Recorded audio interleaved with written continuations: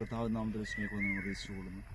ഞാൻ നിങ്ങളോട് നിന്ന് സംസാരിക്കാനായിട്ട് ആഗ്രഹിക്കുന്ന വിഷയത്തിൻ്റെ പേര് കർത്താവിൻ്റെ രണ്ടാം വരവിനെ കുറിച്ചാണ്. മത്തായിയുടെ സുവിശേഷം 28-ാം അധ്യായം 14 അവസാന വാക്യങ്ങളിൽ പറയുന്നുണ്ട്, ആകയാൽ നിങ്ങൾ പുറപ്പെട്ട് പിതാവിൻ്റെയും പുത്രൻ്റെയും പരിശുദ്ധാത്മാവിൻ്റെയും നാമത്തിൽ സ്നാനം കഴിപ്പിച്ച് ഞാൻ നിങ്ങളോട് കൽപ്പിച്ചൊക്കെയും പ്രമാണിച്ചും കൊണ്ട് സകല ജാതികളെയും ശിഷ്യരാക്കിക്കൊള്ളുകയും എന്ന് പറഞ്ഞുകൊണ്ട് നമ്മുടെ കർത്താവായ യേശു ക്രിസ്തു വേഗം വരുന്നതിനാണ്.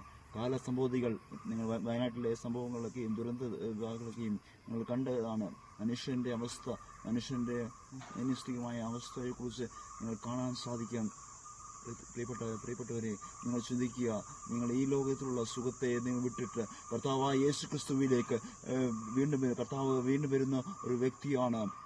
നിങ്ങൾ ഈ ലോകത്തിൻ്റെ സുഖങ്ങളെ ഒന്ന് വിട്ടിട്ട്, എൻ്റെ സഹോദര, കൂട്ടുകാര, സഹോദരി, നിങ്ങളൊന്ന് ചിന്തിച്ചാട്ടെ. യേശു കർത്താവ് 2024 വർഷങ്ങൾക്ക് മുമ്പ് നമുക്കായിട്ട് കാൽവറി ക്രൂശിൽ മരിച്ച് ആ സ്നേഹമുള്ള